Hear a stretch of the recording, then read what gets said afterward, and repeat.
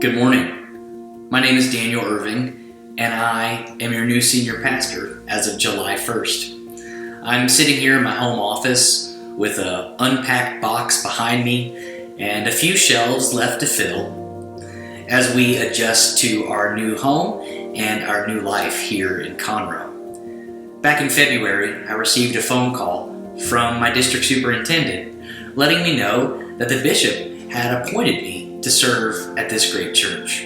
Well, as all United Methodist pastors vow to do, when the bishop says go, well, we go. And so the rest has been history as we've packed, moved, and begun this unpacking in the midst of a pandemic. Well, it reminds me of a story from Genesis chapter 12. The Lord calls Abram to go from the place that he lives to the place that he will show him. And the scripture tells us simply that Abram went. He packed his bags, gathered all of his belongings, and traveled to an unknown location.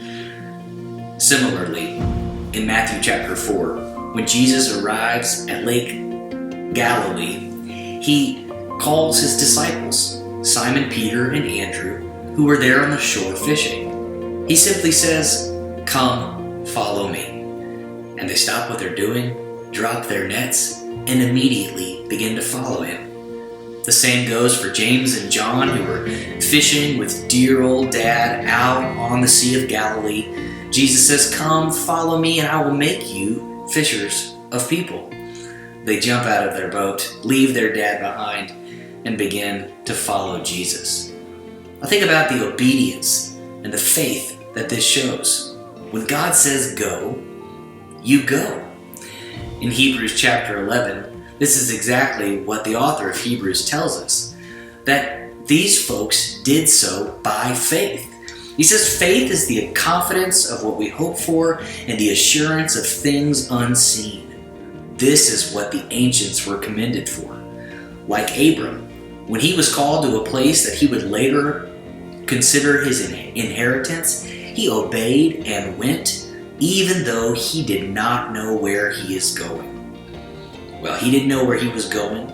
The disciples didn't stop to ask Jesus, "By the way, where are we following you? And what are we going to be doing?" No, Jesus simply said, "Come," and they went. This is what it's like to truly pursue Jesus, to live and follow Jesus, and to pursue that holiness of heart and life. That when God says go, we respond with openness and obedience. Well, friends, I don't know what our future holds for our country, for our city, or for our church.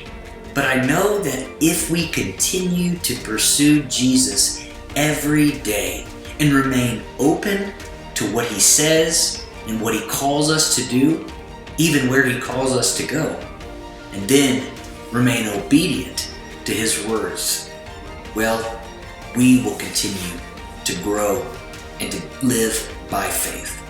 I am so excited about the opportunity that I've been given to serve as your senior pastor and to pursue Jesus together. God bless.